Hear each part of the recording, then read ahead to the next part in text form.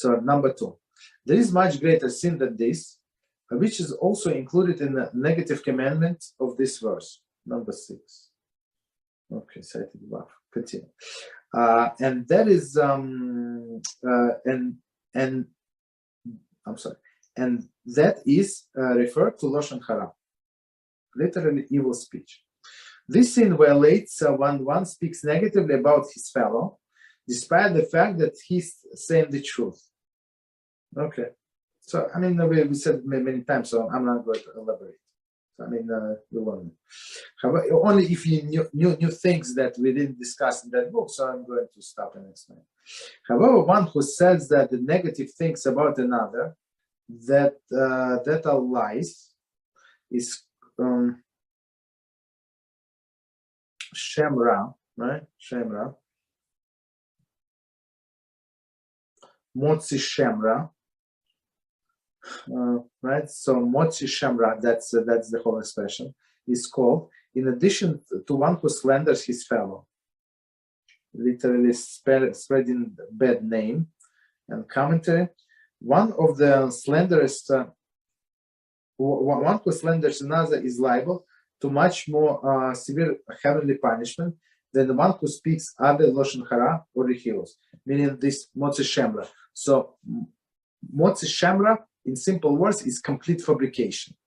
Lashon Hara is true, right? But Motzi Shemra is not true. But I would say, as we said before, when we learned in this yellow book,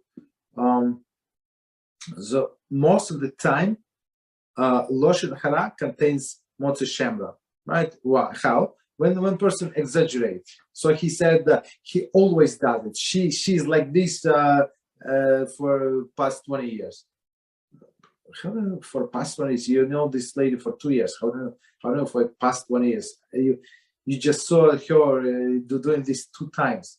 That's it. With I don't know, 3 months or 4 months break. How can you say it's always? So it's basically Lashon Hara and plus Motzi Shemra. Okay. However, for the occasional lapse of speaking Lashon Hara, one is not yet called Baal Lashon Hara. So Baal Lashon Hara, Baal is, as we said before, it's a master. Master, that's not, I mean, Baal, like Baal Shem Tov, that's good, right? But Baal Lashon Hara is not good. It's a commentary. The term Baal indicates that this sin has become an integral part of the person. That's not good. Right? Yeah. Integral part of the person. The punishment of Baal Lashon Hara is much more severe than the one who occasionally sins with Lashon Hara. Occasionally, I guess most of us would say like, and then regret that we had this said whatever we did, right? Occasionally, but some people speak non-stop. I know many people like that. This is because Lashon Hara violates this mitzvah with impunity, treating the prohibition of the Torah as they irrelevant, and that's the problem. That's one of the people that have no portion in the world to come, right? Why? We learn. Did we learn? I'm not sure if we got up to this point yet. I don't remember. In Hilchas Teshuvah, probably not. No, we didn't get. Apologies. No, we didn't get. So it's actually the one who nullifies the words of the Torah. So basically, Shulchan Aruch says that you cannot do like shave with a razor, and he shaved with a razor. How often? Every day this guy shaved with a razor, so he nullified the mitzvah of the Torah. Is this a huge mitzvah? No, it's not. But because he does it like brazenly in open every day, that's he lost his share in all to come.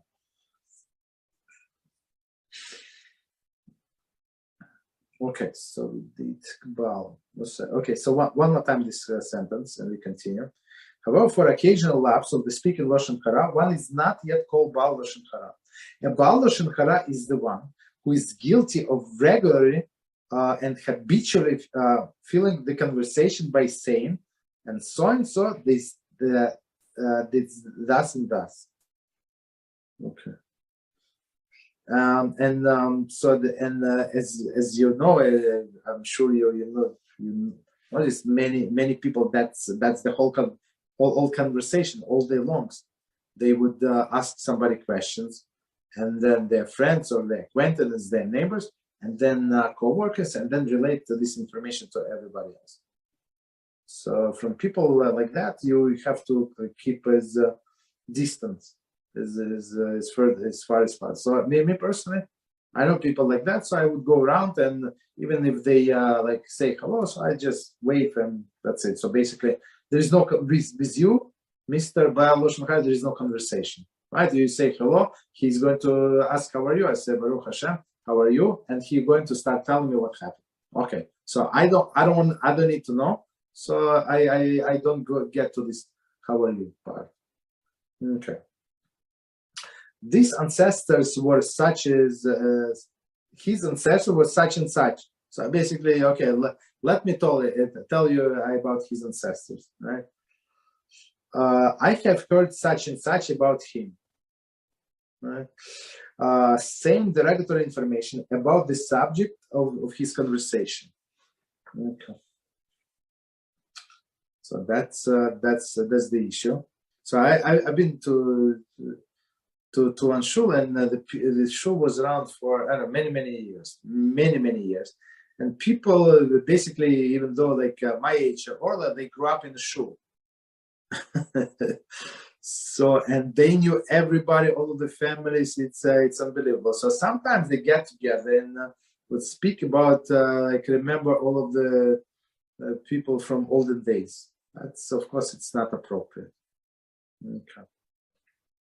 Regarding such behavior, the verse states in beginning 12, verse 4, "Make HaShem cut off all who possesses lips of smooth talk, the tongue that speaks grievous things." Number 12. One who habitually speaks ill of others will find it almost impossible to locate all of those people who ask to ask for forgiveness. He will thus face the almost unsurmountable right barrier to repentance. So basically, he said it publicly, and these people went and report to other people, and those people report to other people, and those other people report to their family. So go tell everybody. So I was wrong, and please forget what I said. Right? It's almost impossible. And it's not always. It is impossible, and will be liable for the fate described in the verse Chofetz Chaim Hilchas Lashon Hara 4:12, Bir Chaim 49.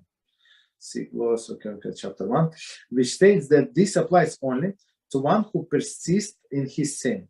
However, one who had stumbled in the past, but now resolved earnestly to correct his ways, is given the opportunity to do so, as explained at length there.